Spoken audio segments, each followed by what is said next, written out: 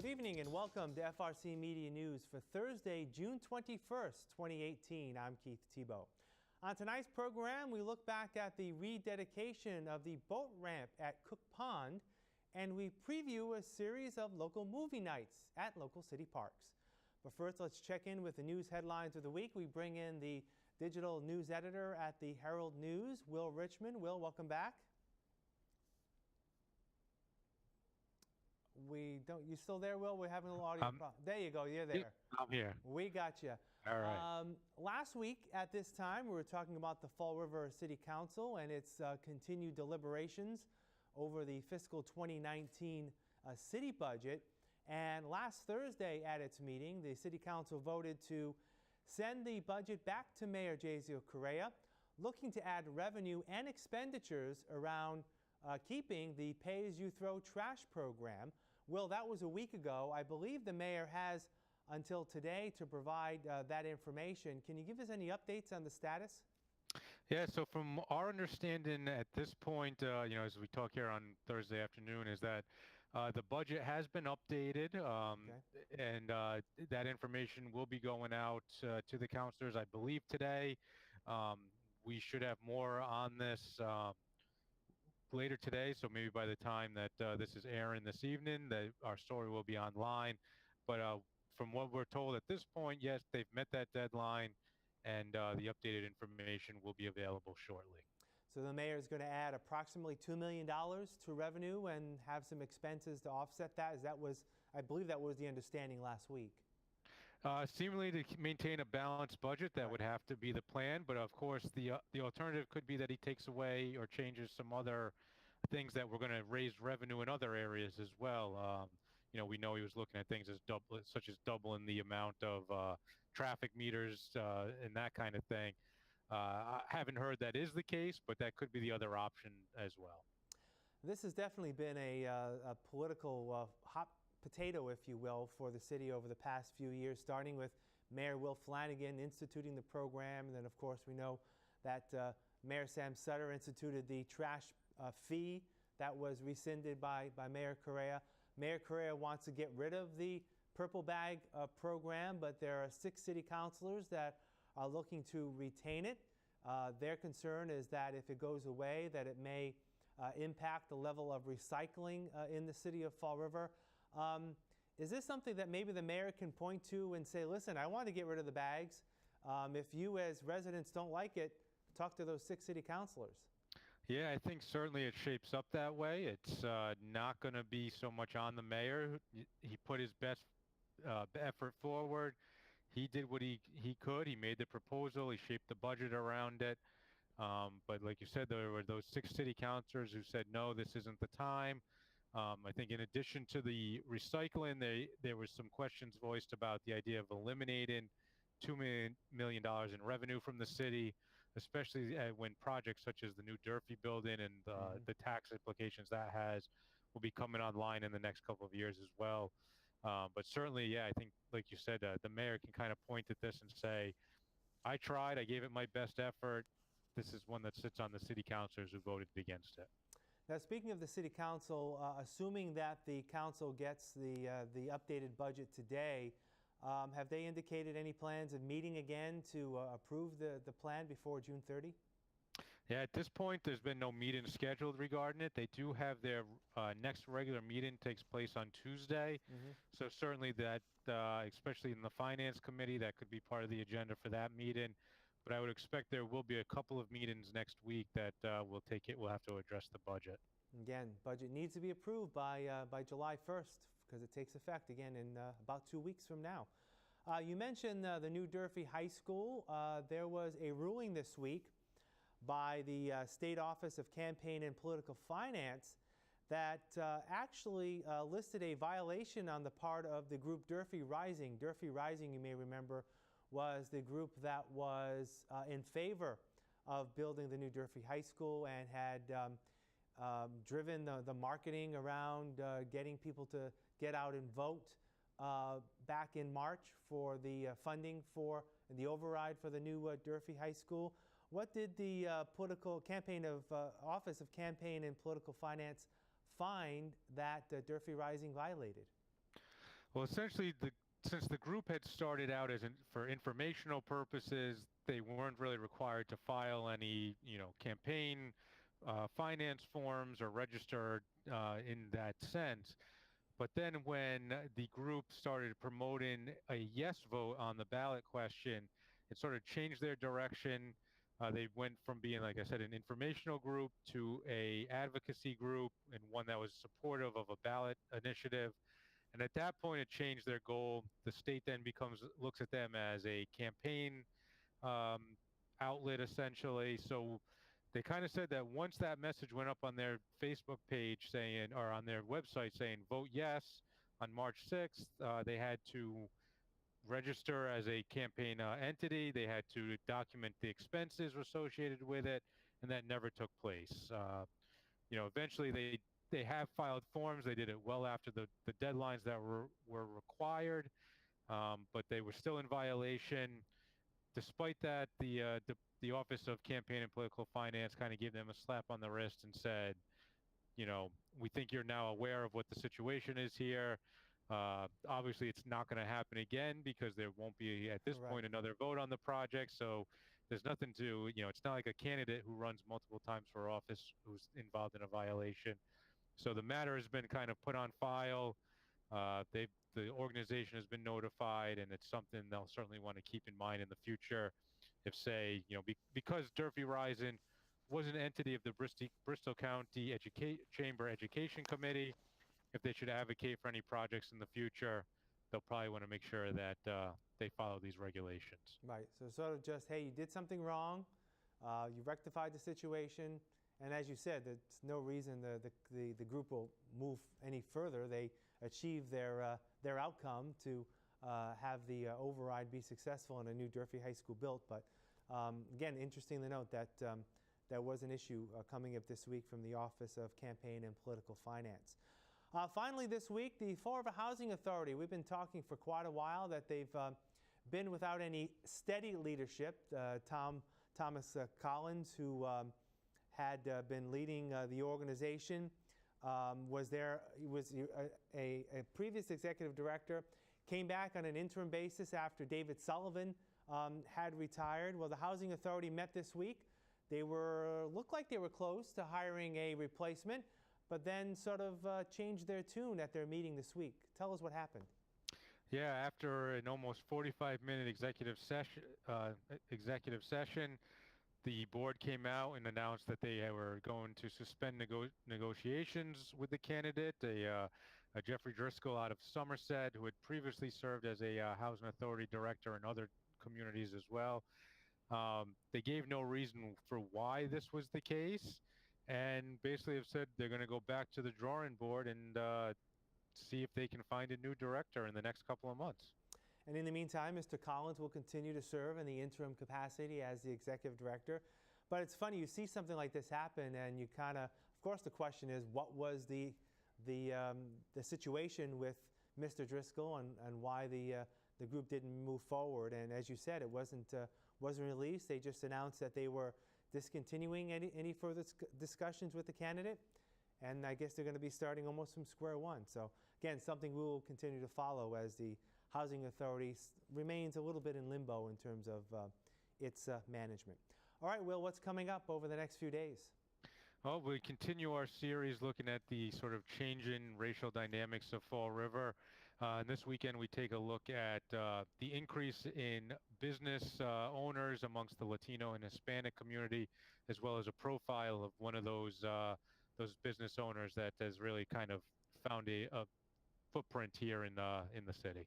All right, sounds good. You know, we're recording this show on the first day of summer, which is always good. But, you know, people always try to find the negative of things. I saw people today writing that, yeah, it's the first day of summer. That means the days will be getting shorter from here. It's like, people enjoy summer. So, Will, you enjoy your summer. We'll talk again soon. Sounds good, Keith. You do the same. All right, we'll have more FRC Media News right after this. Here are some job descriptions on the latest hot jobs list from the Fall River Career Center.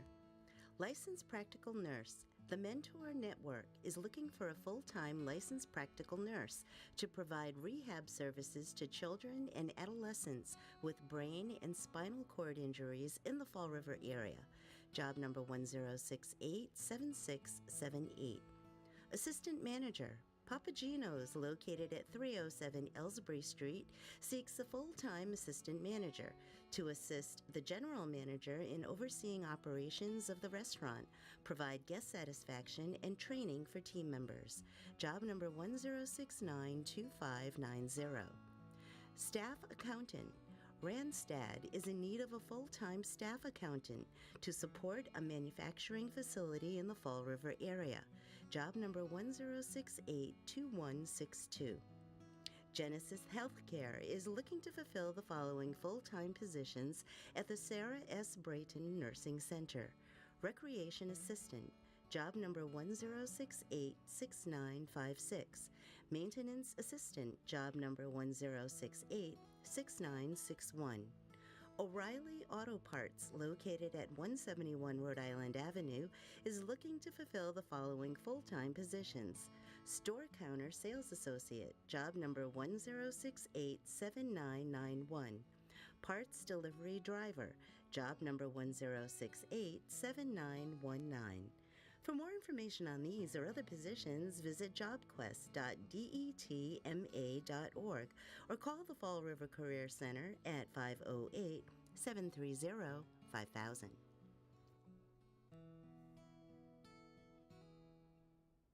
Welcome back. Small business owners in Fall River have an opportunity to learn about how to manage social media and other technology during a free upcoming workshop. Sponsored by the former Fall River Office of Economic Development, the workshop is funded through a Small Business Administration microloan. FRCMedia News inquired about whether advanced technology is an overall problem for small business owners. Well, I think it could be both an asset as well as a detriment, right? So I think a lot of it depends upon the small business, the type of business that it is, the product that's being offered, as well as the service that's being provided. You know, you can see all it takes is a few good Facebook postings or, tweets or Snapchats or whatever it may be to really enhance a business, but a few bad ones can also hurt the business. So I think small business owners have to be very careful about the crafting of their message, the branding of their business, and also, watch what people are saying, because you want to, make sure it's true, but also you also want to be able to cultivate your own brand. Can you define a small business? Well, the SBA says any business under 500, so 500 employees. So that, that's a pretty big range. In my opinion, I look at small businesses from a microloan standpoint, and they're usually businesses that employ less than 10 people. A rededication ceremony of the newly renovated boat ramp and pier at Cook Pond in Fall River South End was held last week. The $500,000 construction project is dedicated to the late State Representative Matthew J. Cuss. It's very good to be here today. I'm glad to see such a nice crowd. Fall River is a wonderful town to be in, and it's great to be here to help celebrate the construction of this boat ramp and pier. It's also great to be able to be here and dedicate the facility in honor of Matt Cuss, and it's great to have his family here to help us with that. This facility is a wonderful amenity for the people of Fall River and all of those who enjoy fishing and boating. Both the ramp and the pier are being used by many, many people already. And as most of us have noticed, it is very, very clean. We've had no problems here at all so far. I'd like to also thank the Fall River Legislative Delegation, of course, Senator Rodericks, Representative Sylvia, Fioli, and Schmidt for their participation, all of whom helped advocate for the funding for this project. I'd also like to thank Mayor Correa and Harbor Master Bob Smith, who partnered with us on this project. Without their support and the encouragement of the neighborhood especially, this project may have never come to fruition. And talking with the environmental police here today and the harbor master, it's really been the neighborhood folks that have helped keep an eye on this facility that makes it look like it does today.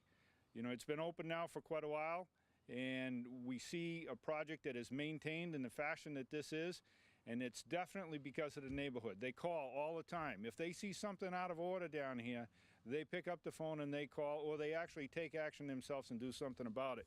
that's great to see.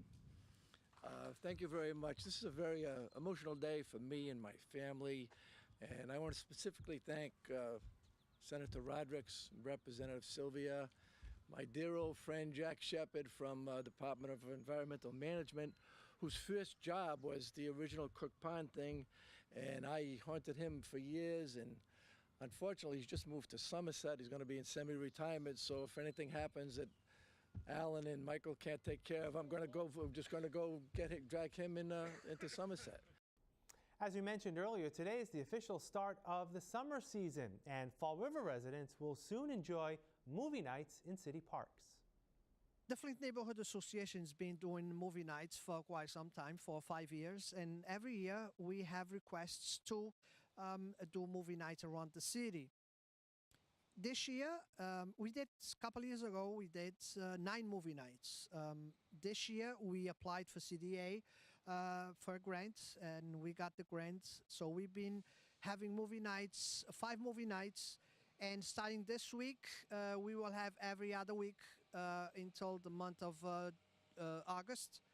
Will be the last movie night, and we're going to hit 5 different parks in the city. From Lafayette to Griffin Park, North Park, St. Anne's or Kennedy Park, and Maplewood. We'll have more FRC Media News after this.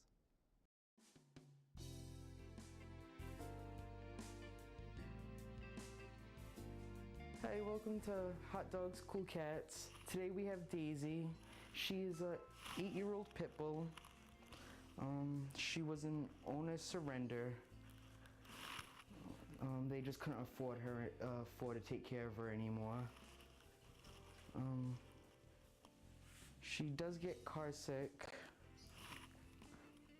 She does do good with older kids, and she does get along with other dogs. She's not really too interested in toys. So if you want to come down and meet her, at Forever Paws, we're located on 300 Linwood Street, Fall River, Mass. Hi, welcome again to Hot Dogs and Cool Cats. We have ferrets. I want you to meet Bose. Bose is a male, and they came to us very malnourished. As you see, they're much skinnier than the other ones we've shown you. If you're looking in the ear, you can see that there's a tattoo. The tattoo signifies that he has already been neutered. Yes. And so because these are malnourished, we are going to have them be able to eat kitten chow, and that way they can fatten up themselves a little bit more. We don't know how old they are, we just know what their genders are. And as you see, hopefully she or he will do better as far as the weight goes. Way too skinny on this one. But you're welcome to come down, put an application in, and help fatten them up. And if you want to come down, we're more than happy to meet with you and talk to you about ferrets. The Fall River Boys and Girls Club is still accepting applications for its summer camp. FRC Media News' Donna Mata has the information. There is still time for parents and guardians to sign up their children to attend Camp Welsh this summer. Offered by the Greater Fall River Boys and Girls Club, the first week of camp starts this Monday, June 25th, 2018, and runs through the end of August. The weekly sessions are held at a 165-acre campground in nearby Assonet. Children aged 6 through 13 can participate in activities that include swimming in an outdoor pool, arts and crafts, inside games like checkers and chess, and outdoor activities which include hockey and basketball.